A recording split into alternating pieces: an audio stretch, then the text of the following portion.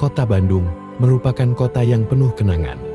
Di kota ini, banyak peristiwa besar terjadi. Salah satunya adalah Konferensi Asia Afrika. Kenapa sih Konferensi Asia Afrika ini dikategorikan sebagai peristiwa penting? Karena peristiwa ini, bagi negara Asia Afrika yang baru merdeka, sangat strategis artinya. Jadi ceritanya adalah, pasca Perang Dunia Kedua, dunia itu kan terbelah menjadi dua, antara blok barat dan blok timur.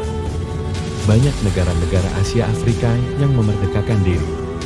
Namun juga dampak dari Perang Dunia Kedua, munculnya dua kekuatan besar, antara lain Amerika Serikat dan Uni Soviet.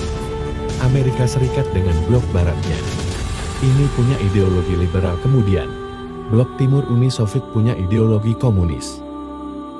Nah, dua negara adidaya ini saling bersaing satu dengan yang lainnya.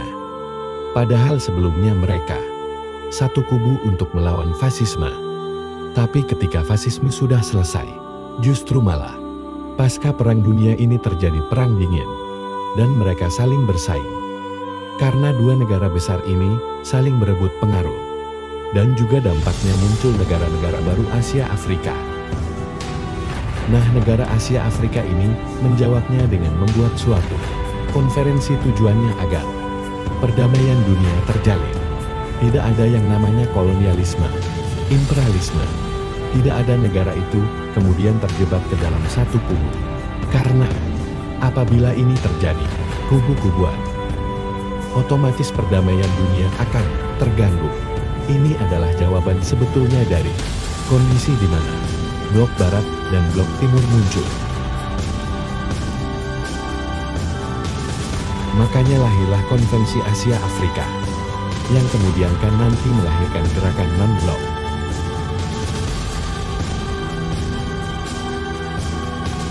Kemudian, siapa saja atau negara mana saja yang menjadi pelopornya?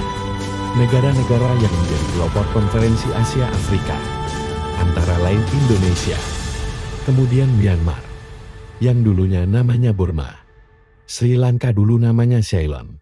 Nah, kemudian ini dikoordinasi oleh orang Indonesia, India dan Pakistan.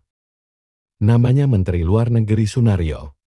Konferensi ini terjadi atau dilaksanakan pada tanggal 18 April sampai dengan 24 April pada tahun 1905 di Gedung Merdeka Bandung. Apa sih yang dibahas dalam konferensi ini? Negara-negara tersebut dalam konferensi itu membahas mengenai kondisi ekonomi dan sosial kebudayaan di Asia Afrika, dan menentang yang namanya praktek kolonialisme dan imperialisme Amerika Serikat dan Uni Soviet. Karena banyak negara-negara Asia Afrika juga ada yang belum merdeka. Contohnya adalah Aljazair dan beberapa negara lainnya. Sehingga ini perlu dibahas di sini. Pada mulanya memang ada beberapa protes, ada beberapa komplain. Hanya negara-negara atau imperialisme barat, kenapa kok yang disorot?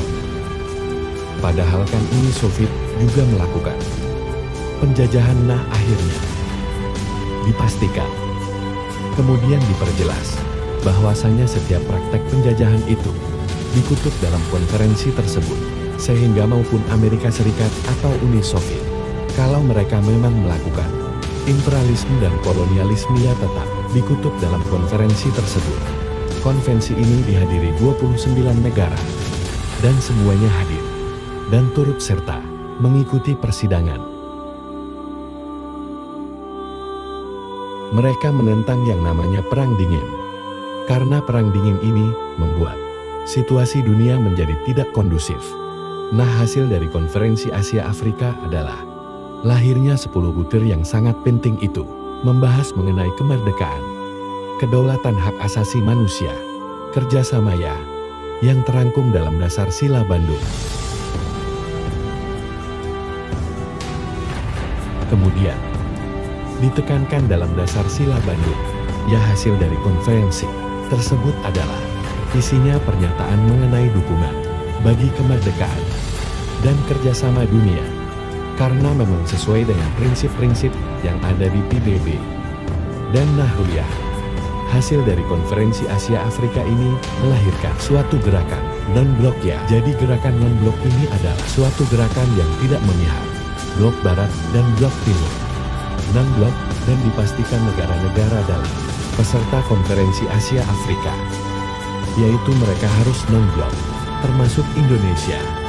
Indonesia akhirnya politiknya bebas aktif, bebas dalam artian tidak memihak, aktif dalam hal perdamaian dunia. Indonesia bisa saja menjalin hubungan dengan Amerika, menjalin hubungan dengan Uni Soviet, begitu jadi bebas aktif. Dampak konferensi ini bagi dunia internasional sangat besar sekali dan sangat memberikan manfaat. Kenapa? Karena pasca konferensi ini dibentuk, banyak juga negara Asia Afrika kemudian merdeka dari penjajahan negara-negara barat. Ada cerita menarik terkait konferensi ini.